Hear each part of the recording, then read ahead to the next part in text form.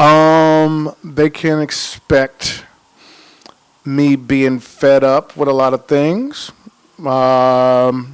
Song called Fresh Out is near the top of the record. And it states that I'm fed up with everything. I'm cynical than I've ever been. I'll make the Beretta ring if any coming up better king. You know what I'm saying? So it's a lot of chip on your shoulder type music. But it takes turns. You know what I'm saying? It takes certain turns every once in a while. You know, I might get a bit sentimental with songs like We Won't Go Quietly and Tapping In and, just really good music, man. That's what they can expect. It's a new beginning.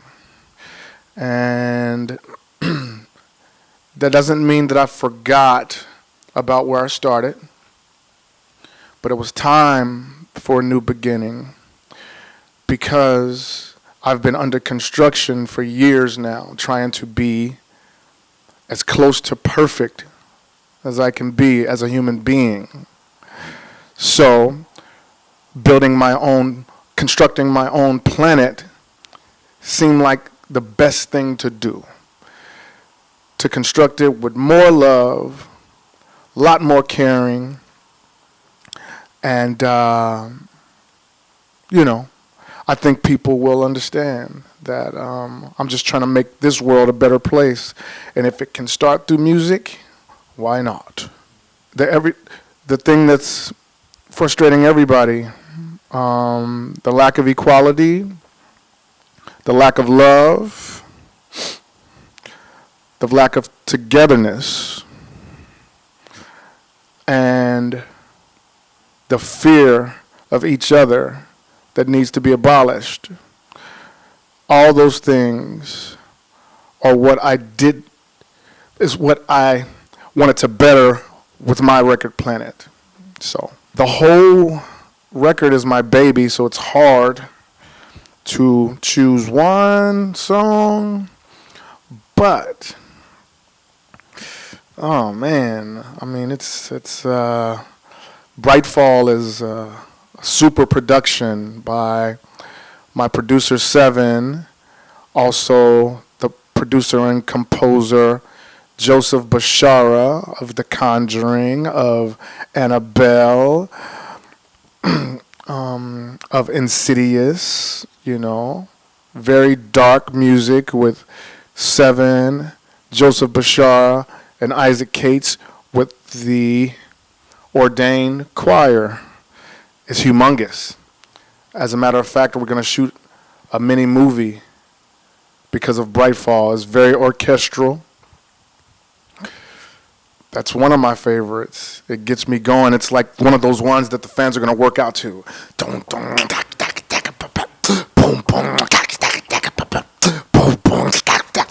It's just, it's manic. It's turbulent. It's energetic, and it's trying to detach from darkness, but the darkness will never totally detach. I think that's the end of the story. That's the end of that story, that the darkness will never detach, so there are other stories that's coming after it. It sets up and makes way for more stories. Brightfall is a big one. Trying to detach from the darkness. All the dark things that I've done in my past somehow keeps resurfacing. And you don't want it to resurface because I once said, he who treads the path of the beast is also he whose sins can be repented. You know what I'm saying? But be warned, for the beast in his past may return to haunt his present and twist the thoughts of the righteous. I wrote that when I was in junior high. It sounds like a Bible verse. It is not. The origin of the N9ne name came from a gangster by the name of Wee Capone in 1988. He was in a group. He had a group called Black Mafia. I met Wee Capone in 7th grade at George Calabingham, and he was a rapper. He had a brother in his group.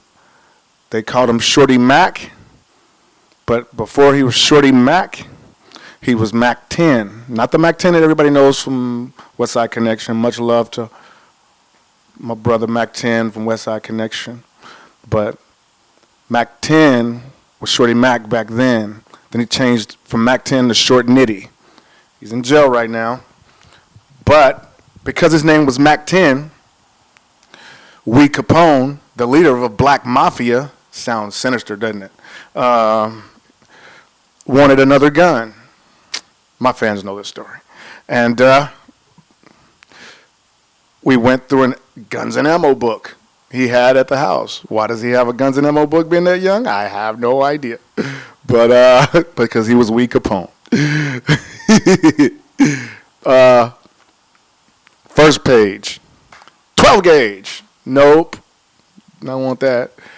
But the later years I heard, because 12 gauge is a loaded gun, and I'm done by none, hun, so give me that donkey butt and them big old legs. I ain't too hard to beg. Ain't no shame in this game. I'm going to break it down and spell like James, please. His name was 12 gauge, so I chose not to have 12 gauge in 88. And then he turned the next page, he said, Uzi. I'm like, nope.